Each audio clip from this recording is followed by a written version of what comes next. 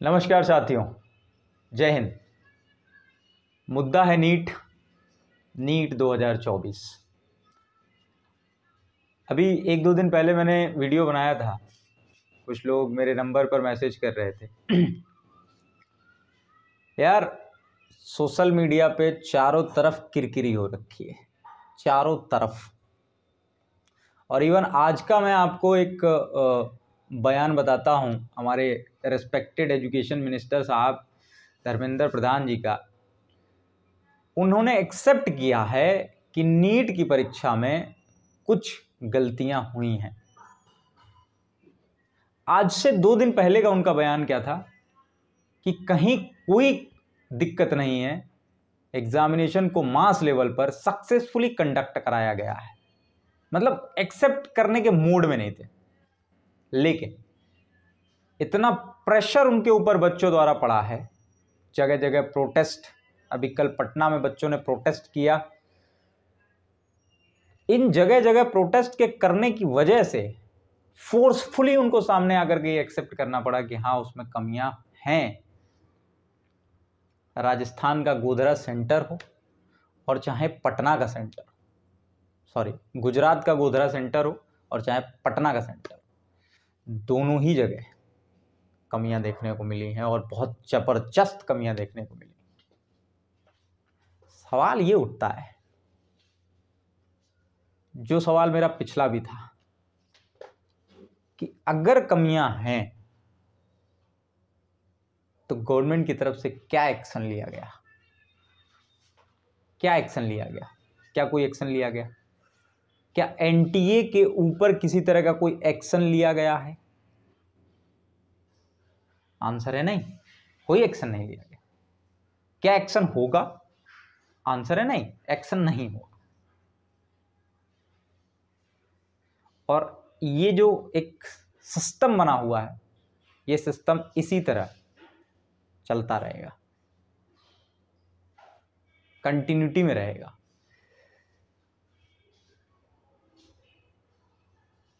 सवाल 23 लाख बच्चों के भविष्य का है।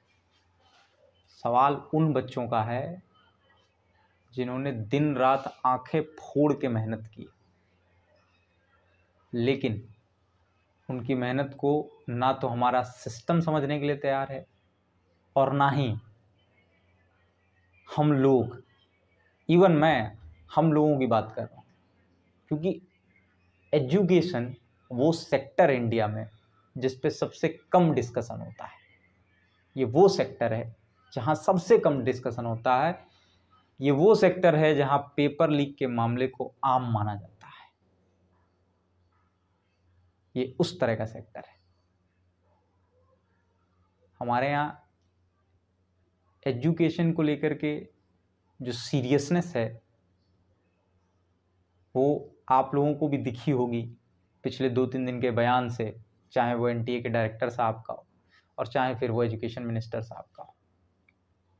आपको दिखा होगा कितने कंसर्न्ड है हमारी अथॉरिटीज़ बच्चों के भविष्य को लेकर के, इस तरह के प्रेस्टिजियस एग्जामिनेशन को लेकर के कितने कंसर्न्ड है, ये दिखा होगा।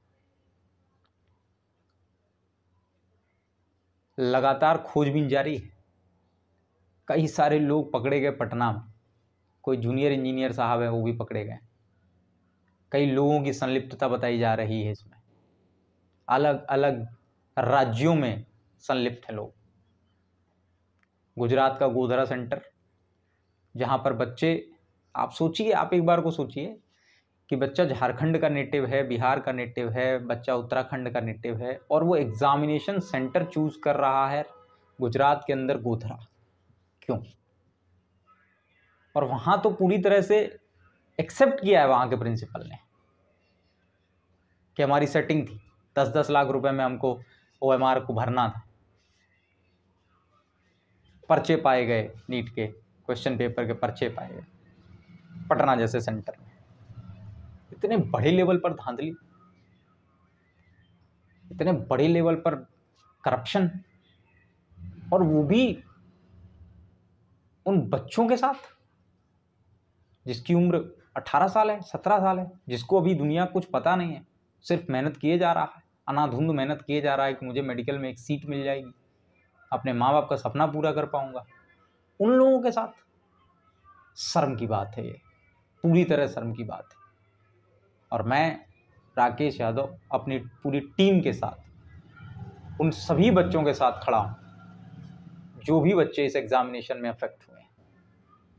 ये हमारे लिए, हमारे सिस्टम के लिए, हमारे एजुकेशन सेक्टर के लिए एक बहुत एम्ब्रेसिंग टाइम है, जहाँ पर हम उन बच्चों को जस्टिस नहीं दे पा रहे हैं जिन्होंने 2-2, 3-3, 4-4 साल से अपनी प्रिपरेशन में अपनी आँखें, अपना दिल, दिमाग सब कुछ लगाया है। ये सबसे गुजारिश है कि इस मास रिवॉल्यूशन को, इस मास मूवमेंट को तब तक हमें रुकना नहीं है जब तक कि हमें जस्टिस नहीं मिल जाता है। हमें तब तक हार नहीं माननी है जब तक हमें न्याय नहीं मिलता है, जब तक उन बच्चों को न्याय नहीं मिलता है जो बच्चे इन सब में एक्टिव थे, जिन बच्चों ने इस एग्जामिनेशन में पार्टिसिपेट किया।